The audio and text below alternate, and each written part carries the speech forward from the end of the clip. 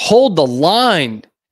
Dave Aranda in the transfer portal now seems to always be on time. This is Locked On Baylor.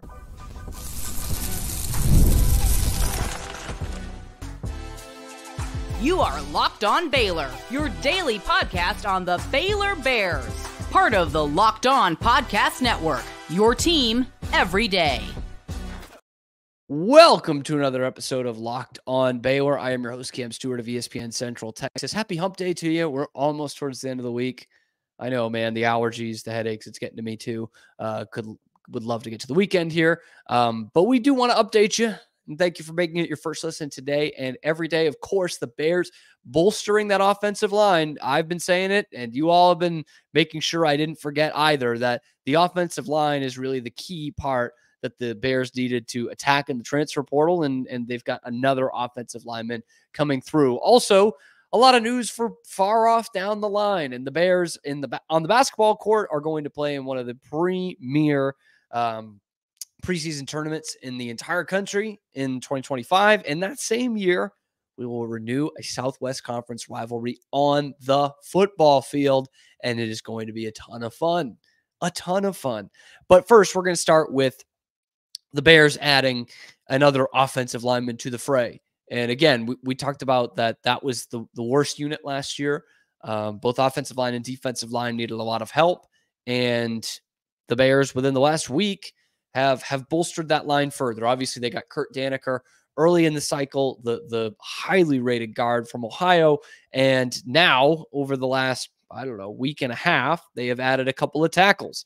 First one being Colton Thomason from Texas A&M, and now Sidney Fugar from South Carolina. A couple of SEC guys coming in to protect DeQuan Finn or Sawyer Robertson or Nate Bennett. We'll see.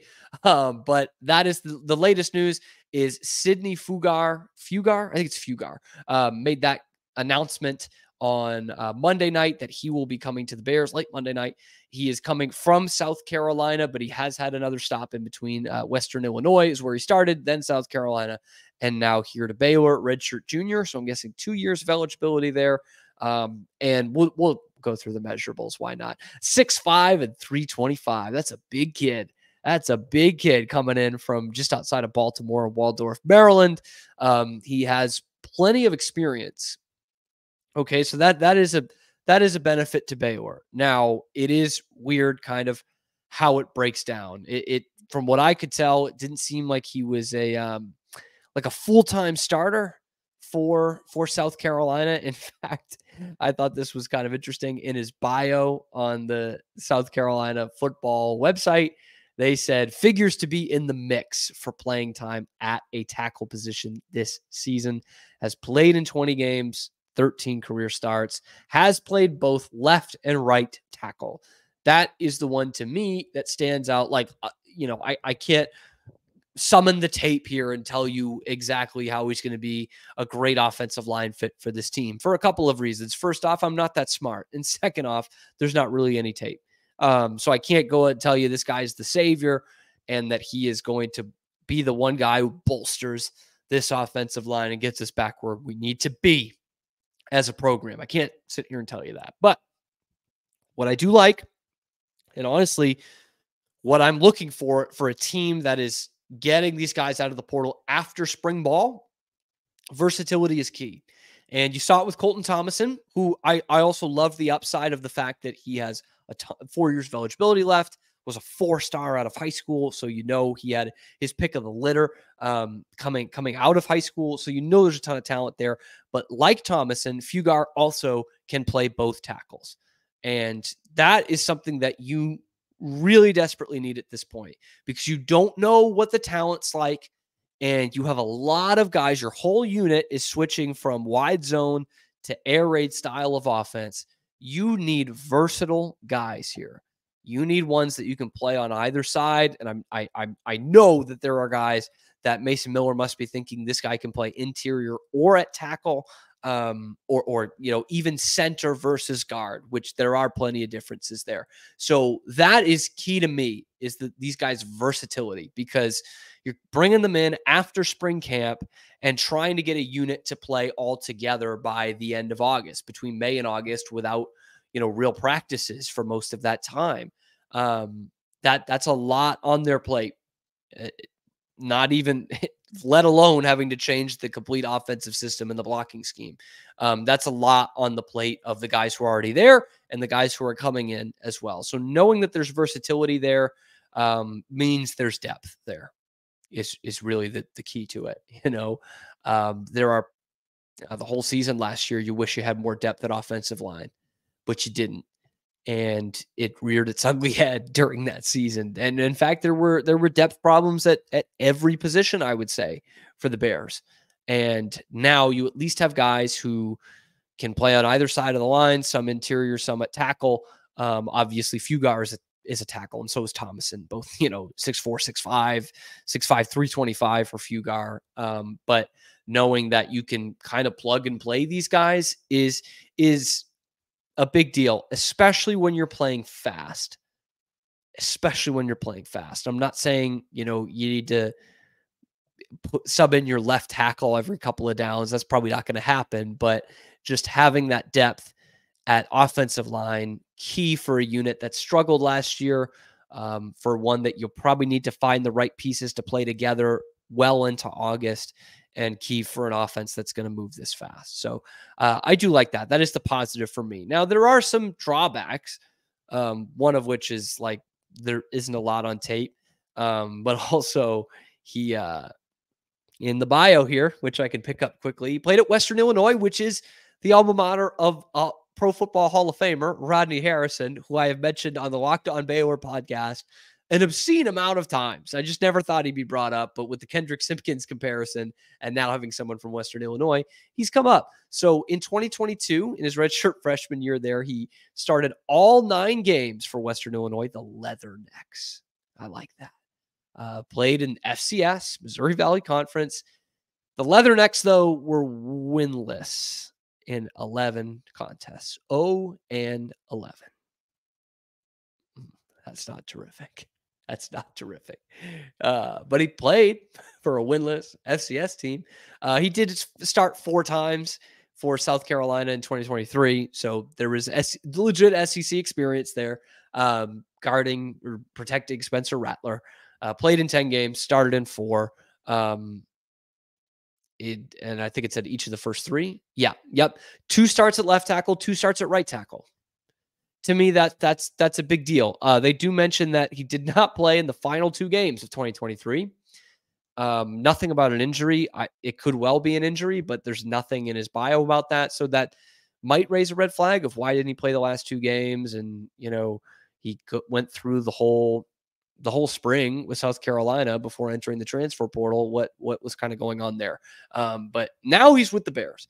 And the Bears really, they need bodies there. They need guys who have some experience there. And that is what you're getting with Sidney Fugar. So that is, I think, an important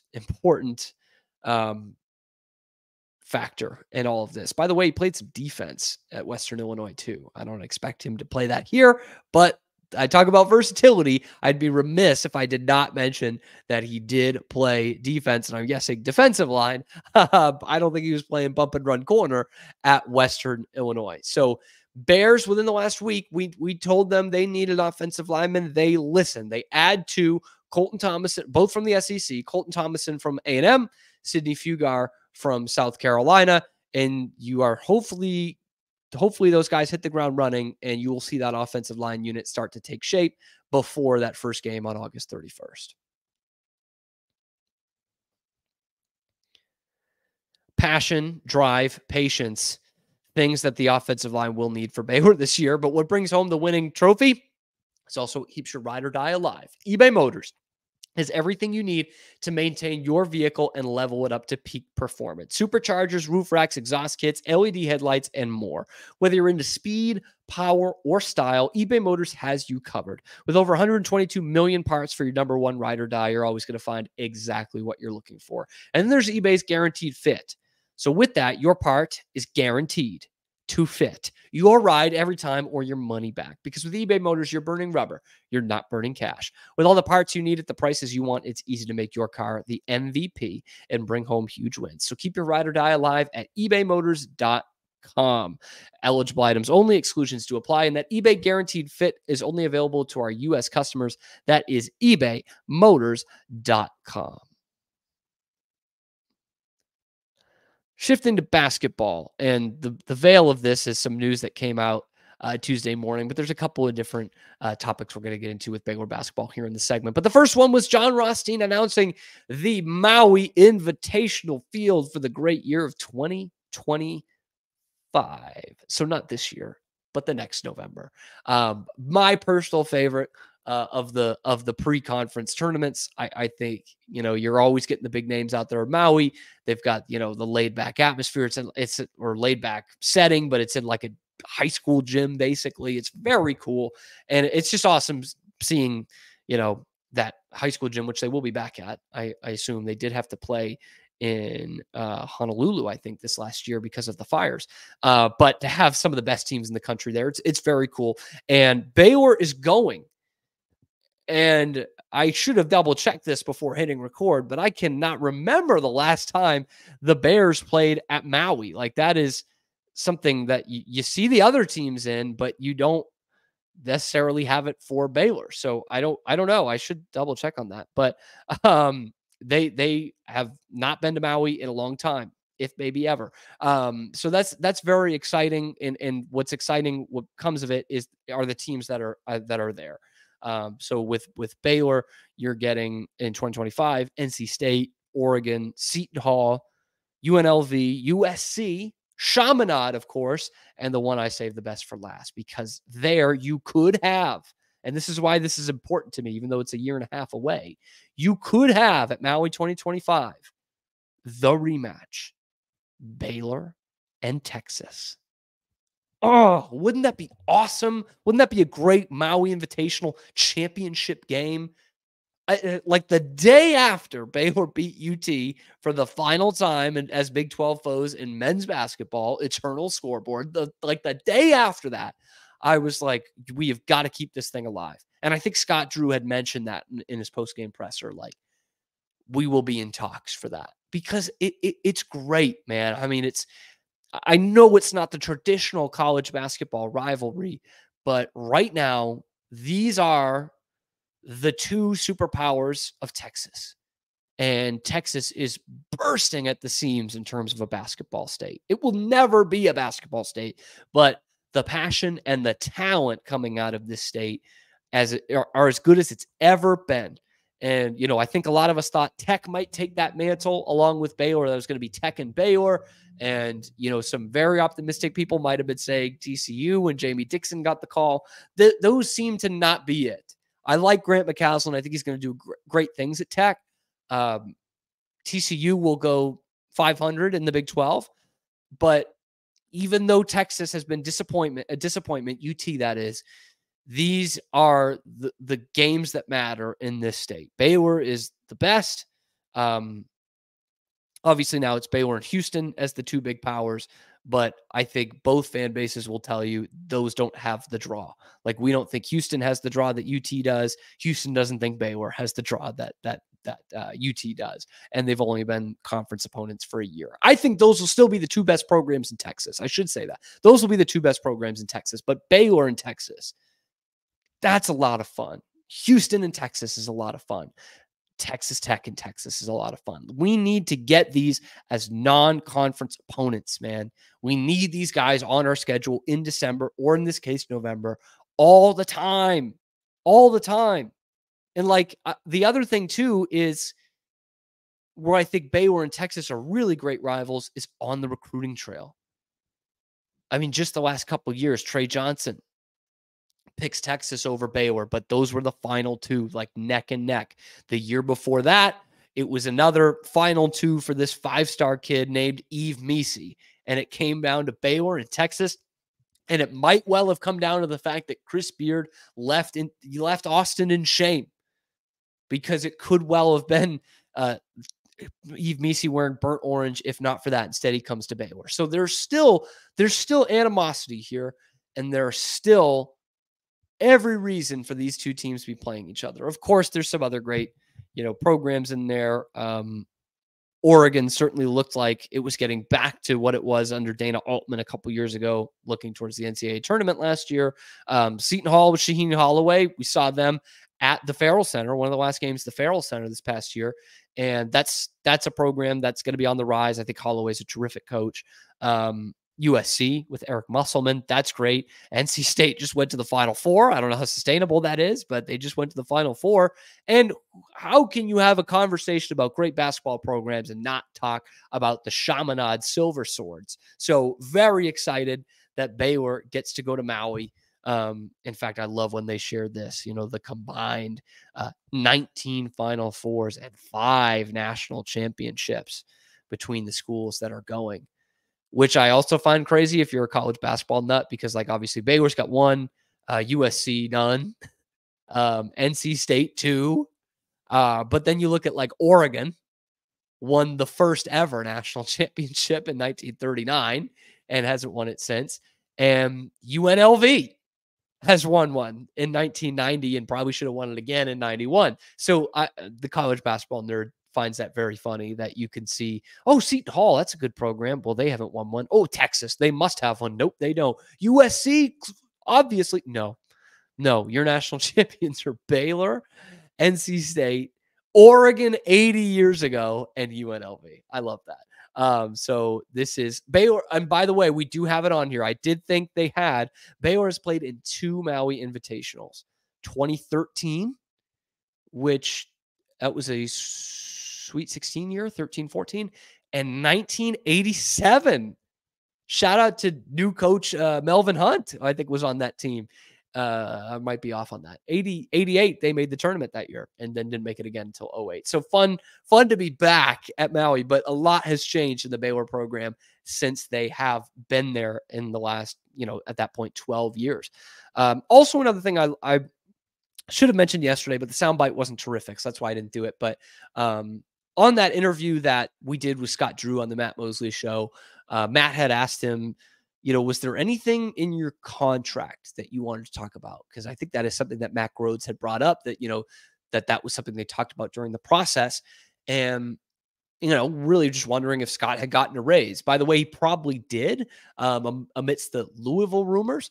But Scott had said, nothing like that necessarily, but what we wanted was a commitment through NIL and transfer portal, and that we would still be, because obviously football is king, but I think what he was looking for there was still a commitment from this administration to say, hey, we are all in on basketball as well, and we can give you the resources that you need to keep this program being as successful as it's been the last couple of years. And that really stuck out to me, because that is, again, whether you like it or not, that is the way that college sports are now.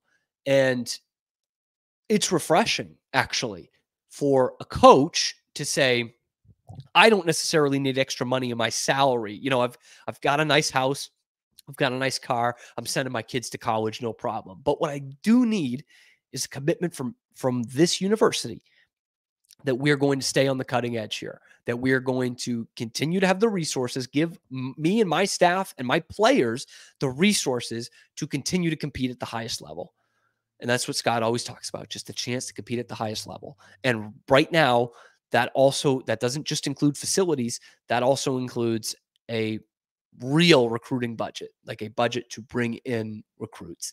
And I thought that was a really, I thought refreshing statement, because we talked about it for years. Like these coaches will make $8 million and their players couldn't make anything. And, I don't think John Calipari was taking pay cuts or anything like that. And I guess Scott isn't doing that here. He's paid very well, but he is saying, look, I don't need you to double my salary. What we need as a program, for me or even the next guy, we need to have a commitment financially to NIL and all of that. So I do love that from Coach Drew, because we all love Coach Drew. And I, for one, really want to go and see the Bears play next year. I really want to see him play. And the way to do that, to get in the Foster Pavilion, is through Gametime, okay? No matter what you're looking for, whether it's, these NBA playoffs, NHL playoffs, concerts, comedy shows, theater, anything like that, Gametime is the only place if you're looking to buy a ticket, okay? Because what you do is you go into the Gametime app or on their website, and what you see is what you get. I'm talking about, you see the view from your seats. You see all these things, like when I go for hockey tickets, they'll tell you when my team is shooting at the net twice. So I want to be in that area of the arena, right? You see the picture, you see the context, and you see the all-in price.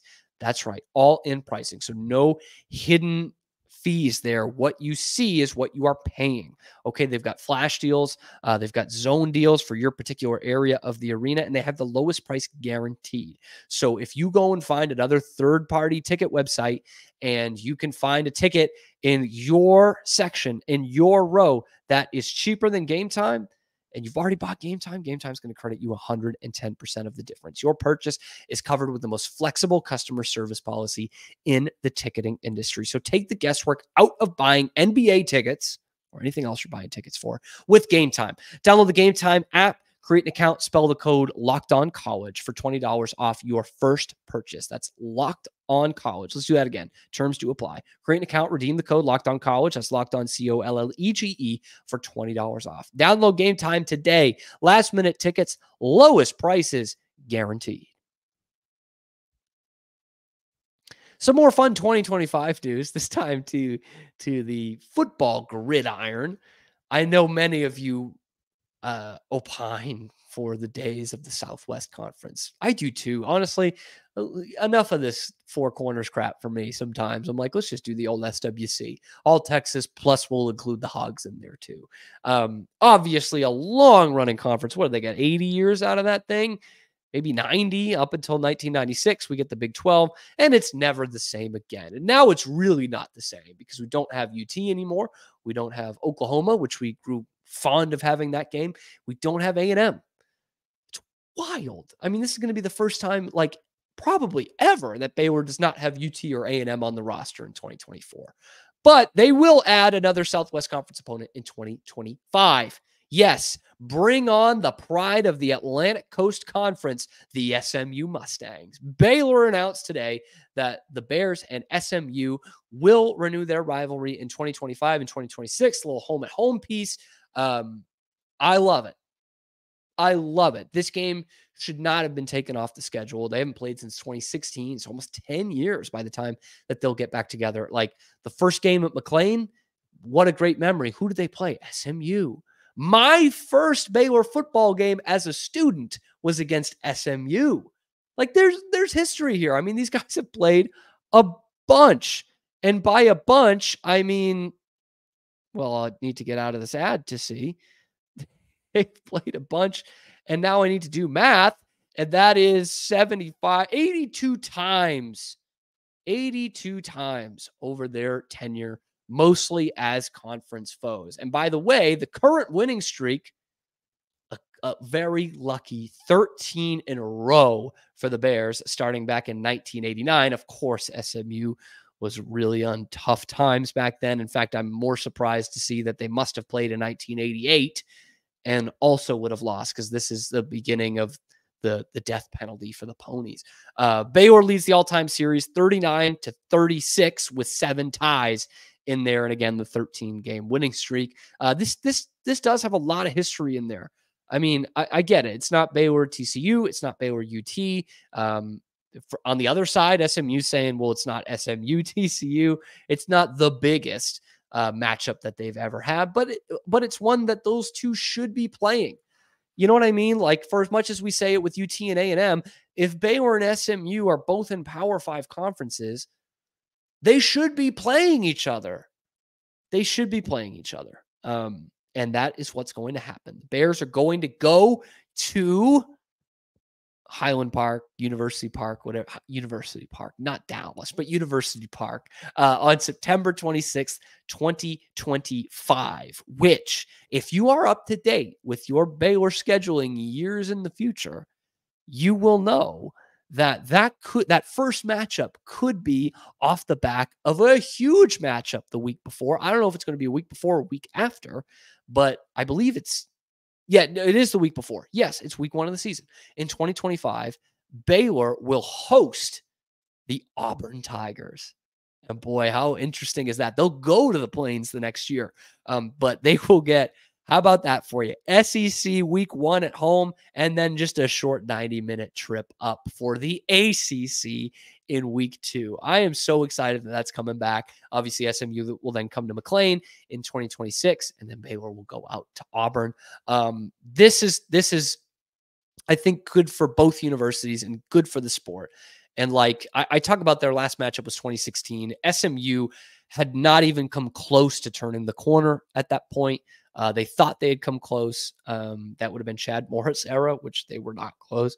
And it seems like they have turned certainly some sort of corner the last couple of years, right? They got in the rankings for the first time in like 40 years a few seasons ago. They won the conference last year, a conference that not a lot of people thought they would win. I get it. Their schedule was really bad, but they did win the conference, then lost to BC at Fenway Park. But they're now going to the big time, ACC, and this is a game that should happen. And again, we didn't really get the best of SMU that they had to offer towards those last few games. But Art Briles would always say, with SMU and with Rice, he would always be like, "Oh, can't underestimate them. All SWC opponents, you can't take anything for granted." And then they'd win, 68-14.